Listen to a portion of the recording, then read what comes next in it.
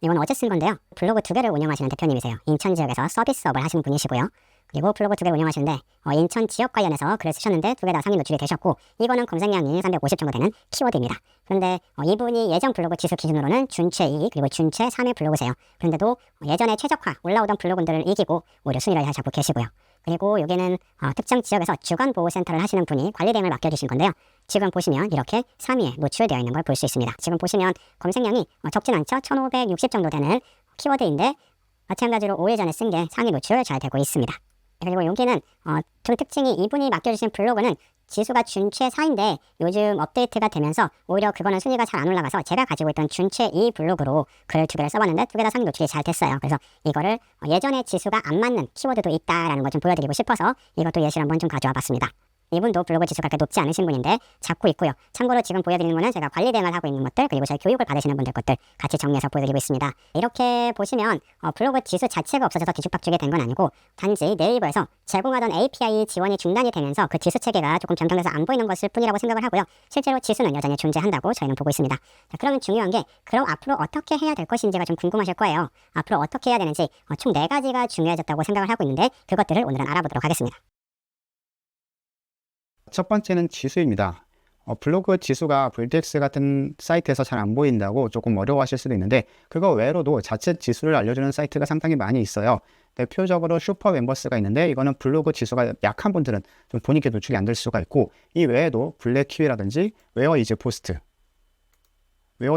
괜찮고요. 그리고 엔사이드도 제가 최근에 활용을 해봤는데 이것도 상당히 괜찮습니다. 한번 참고해 보시면 좋을 것 같고요. 참고해 주실 게, 각 사이트별로 활용법은 조금씩 다릅니다. 이거는 직접 한번 보시면서 해주시는 게 좋을 것 같고, 나중에 시간이 나면 이것도 다시 한번 분석을 해서 보여드리도록 하겠습니다. 단 이거는 누가 어떻게 활용하는지 따라서 결과가 좀 달라질 수 있다는 거 참고해 주시고요. 그리고 지수는 예전에도 뭐 느꼈던 건데 좀 더 강화된 느낌이 있습니다. 블로그 지수에 대해서 조금 정리를 하자고 하면, 예전 지수가 여전히 적용받는 키워드가 있고요. 그리고 새로운 변경된 지수가 적용되는 그런 키워드들도 있습니다. 그래서 지금은 딱 이거다라고 저희가 단정 짓긴 좀 어려운데요. 지금은 이제 저희가 파악했을 때는 총 한 8가지 정도 되는데, 우선 그 중에 4가지만 말씀을 드리자고 하면, 글 수가 많은 블로그가 상위 노출에 좀 더 유리합니다. 그리고 개설일이 오래된 블로그가 좀 더 유리합니다. 그리고 총 방문자가 많은 분들이 블로그가 좀 더 유리하고요. 총 이웃이 많은 블로그가 좀 더 유리합니다. C랭크 키워드에 대해서는 같은 주제로 꾸준히 글을 발행하신 분들이 유리하신데, 그렇지 않은 키워드들도 보이는 것 같아요. 그래서 우선 이 4가지가 조금 더 중요하고, 플러스로 경쟁이 심한 예전부터 C랭크 키워드로 잡혔던 키워드들은 같은 주제를 오래 쓰신 분들이 조금 더 유리하지 않을까, 저희는 지금 이렇게 보고 있습니다. 이렇게 4가지 중 첫 번째는 지수 체계를 잘 활용하는 것이 중요하고요. 두 번째는 키워드입니다. 제가 지금 패드로 글씨를 쓰고 있어서 조금 악필처럼 보이는데 양해를 부탁드리고요. 앞으로는 키워드를 누가 얼마나 더 빨리 찾느냐에 따라서 성패가 달라질 수 있습니다. 상위 노출 가능한 평가 방법은 크게 2가지가 있죠. 저희가 지수를 대비해서 나보다 지수가 높은지 낮은지 이걸 가지고 할 수가 있고요. 그 다음에 키워드의 경쟁력을 가지고 할 수가 있습니다. 키워드의 경쟁력을 가지고 경쟁 상대가 얼마나 많은지를 가지고 키워드를 찾을 수 있는데, 지금은 오히려 지수 체계가 조금 불안정하기 때문에 오히려 키워드 경쟁력을 찾는 게 더 유리하실 수 있습니다. 이 부분에 대해서는 제가 그동안 저희 프라임 멤버들만 쓰고 있다가 이거를 급하게 저희 멤버십 회원님들과 교육생분들한테는 우선순위로 열어드렸는데요.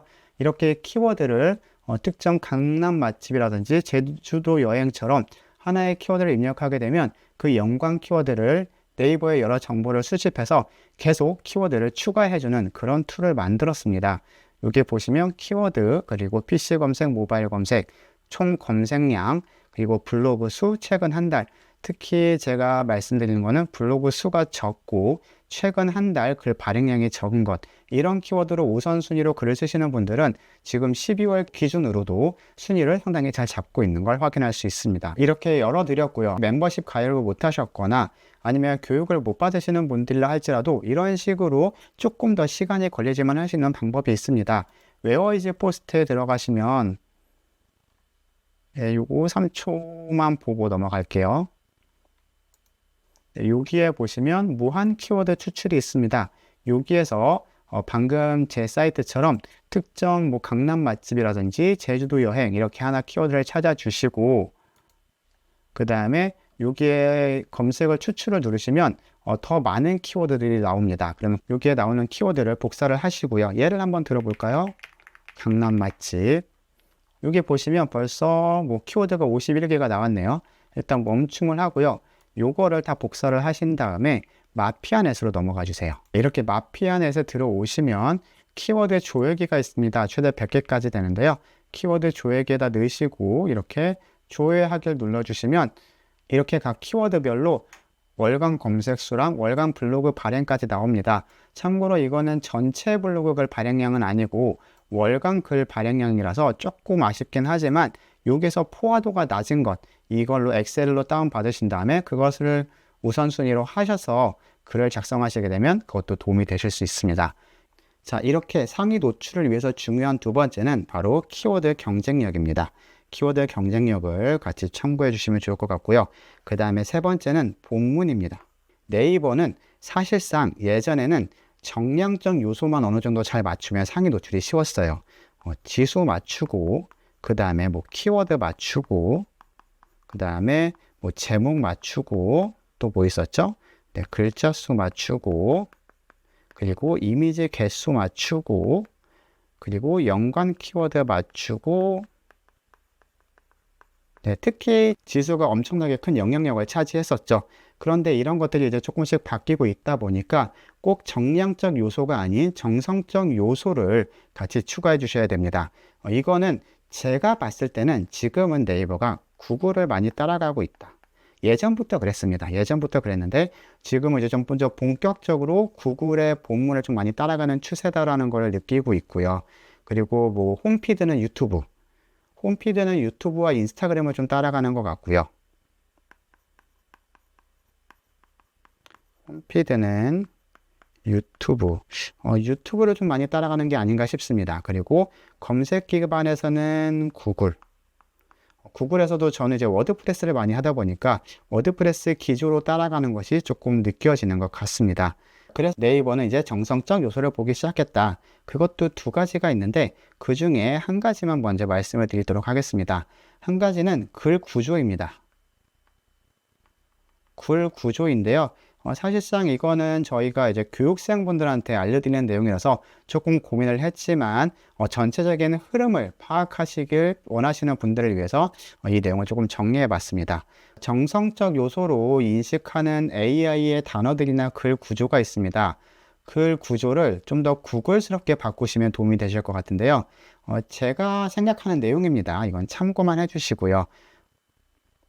우선 본문에서 글 구조의 중요한 포인트는 여러 가지가 있지만 그 중에서도 네 가지만 먼저 좀 정리를 해봤는데요. 첫 번째는 메타 설명입니다. 이거를 이제 메타 디스크립션이라고도 말씀을 하시고 워드프레스를 하시는 분들은 이 내용이 뭔지 딱 감이 오실 거예요. 전체 웹페이지의 내용을 요약해서 검색 결과 페이지의 제목 아래 표시되는 짧은 문구라고 이제 저희는 워드프레스 할 때는 설명을 드리고 있는데 쉽게 말하면 전체적으로 이 글의 맥락입니다. 이 글은 어떤 주제로 어떤 내용을 담고 있다. 이거를 한 120자 이내로 짧게 요약을 하는 거예요. 그리고 전체적인 뭐 식당이라고 하면 이런 게 있겠죠. 뭐 주차 장소 아니면 영업시간 그 다음에 주소 또 뭐가 있을까요? 뭐 연락처. 네. 이런 것들을 요약을 해가지고 인용구라든지 이렇게 설정을 해가지고 글을 쓰시게 되면 이런 부분들이 조금 더 유리하실 것 같고 서비스업도 마찬가지입니다. 이 글은 어떤 주제로 어떤 내용을 담고 있다. 물론 여기에다가 어떤 결과까지 방법이라고 한다고 하면 만약에 뭐 트리를 설치하는 방법 그러면 그거를 요약해서 적는 게 아니고요. 이거는 어떤 사람들이 어떤 내용으로 트리를 DIY로 하는 건지 DIY로 직접 만드는 걸 알려주는 글인지 아니면 저렴한 걸 사는 방법을 찾는 글인지 이런 것들을 요약해서 주는 거죠. 그래서 목차처럼 생각하시면 쉬울 것 같아요. 목차처럼 이 글은 어떤 내용이 들어있는 글이다. 그런 것들을 알려주는 요약 내용을 같이 적어주시면 좀 유리하실 것 같고요. 그 다음에는 키워드입니다. 자, 키워드에 대해서는 이렇게 생각하고 있습니다. 꼭 같은 키워드가 아니더라도 검색 의도에 따라서 같은 의미를 가진 키워드,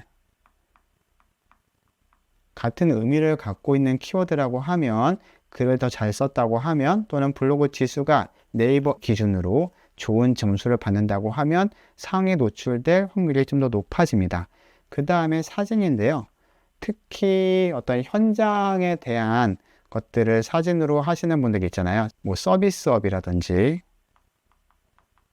아니면 현장 방문, 뭐 여행 같은 것들. 네, 이런 것들은 전체 맥락이랑 맞는 사진을 이제 더 올려주셔야지 이런 것들이 좀 더 네이버 AI가 인식하기 쉬워졌습니다. 예전에는 제가 네이버 AI가 이미지를 픽셀 단위로 인식한다고 말씀을 드렸었는데 이제는 사람이 보는 것처럼 캡처를 해서 그거를 인식할 수가 있도록 AI가 지금 많이 발전을 하고 있잖아요. 그래서 그거에 맞춰서 만약에 내가 주차장이라는 내용으로 글 썼다고 하면 주차장 사진이 같이 들어가야 되고요. 만약에 내가 어떤 식당의 자리에 대해서 뭐 몇 테이블이다 아니면 대형 테이블이다 이런 것들을 내가 말을 했다고 하면 그런 테이블에 대해서 같이 사진을 넣어 주시는 게 조금 유리해졌습니다.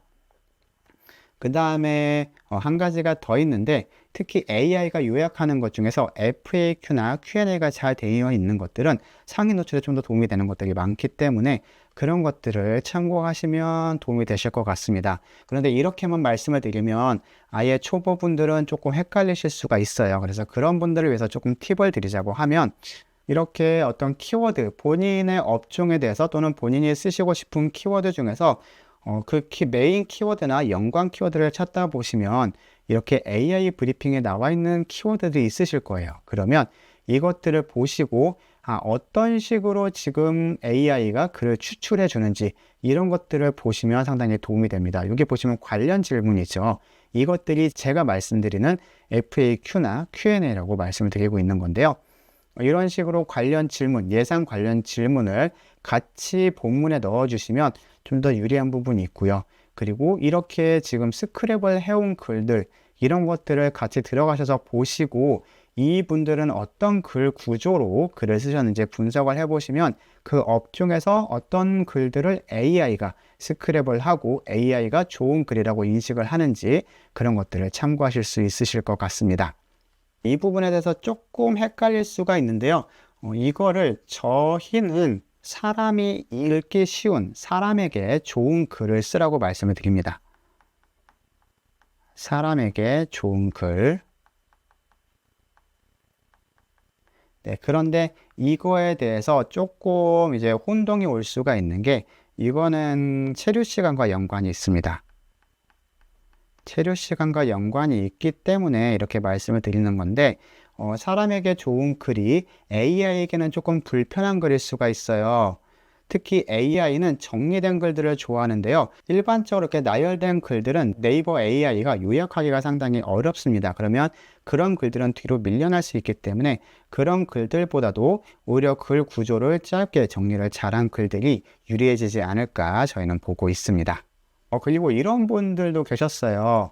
이렇게 AI가 다 브리핑을 해버리기 때문에 앞으로는 블로그가 상위 노출도 안 되고 여기서 다 보고 나가버리는 것 아니냐. 그런데 그런 건 아닐 수도 있고요. 오히려 지금 여기 보시면 원인과 증상이 나오지만 어떻게 해결해야 되는지는 정확히 나오지 않거든요. 네, 이거는 뭐 예방 관리고요. 그렇죠? 그래서 이런 부분은 이 안에 나와 있는 것들을 오히려 클릭할 확률이 높다. 그래서 차라리 AI 브리핑에 선택이 되는 게 더 유리할 수도 있다. 그렇게 하기 위해서는 AI가 수집을 잘하는 글 본문을 쓰는 게 중요하다. 이렇게 생각을 하시면 될 것 같고요. 지금까지 저희가 파악한 바는 여기까지인 것 같고요. 좀 더 파악하게 되면 우선 멤버십 회원분들이랑 그 다음에 교육생분들한테는 최대한 빨리 알려드리고 있는데 그러다 보니까 너무 시간이 많이 부족합니다. 그래도 여기에 구독을 하시고 보시는 분들에게 최대한 조금이라도 도움을 드릴 수 있도록 저희가 아는 내용에 대해서는 최대한 같이 영상을 찍어서 올려드리도록 하겠습니다. 자, 그리고 멤버십에 대한 내용도 좀 설명을 드릴게요. 멤버십에 대한 내용을 제가 영상에서 한 번도 다룬 적이 없기 때문에 오늘 좀 짧게 설명을 드리고 싶은데요. 멤버십은 엄청나게 특별한 게 있는 건 아니고요. 그래서 여러분들이 조금 더 잘 쓰실 수 있는 것들을 좀 개발을 하고 있어요. 첫 번째는 툴입니다.